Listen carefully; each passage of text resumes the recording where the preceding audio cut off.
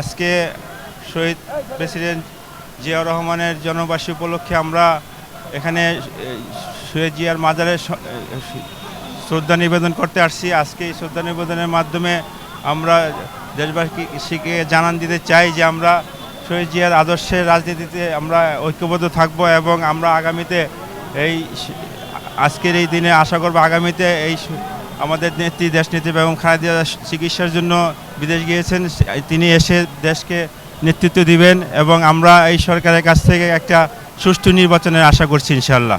আগামীতে দিনে আমরা শহীদ প্রেসিডেন্ট জিয়াউর রহমানের আদর্শে গড়া বাংলাদেশ চাচ্ছি ইনশাল্লাহ। তারেক রহমান সাহেব আমাদের দেশবাসীর কাছে দোয়া চেয়েছেন দেশনেত্রী বেগম খালেদা জিয়ার জন্য। আজকে আমরাও দেশবাসীর কাছে দোয়া চাই দেশনেত্রী বেগম খালেদা জিয়া সুস্থ হয়ে আমাদের মাঝে ফিরে আসুক।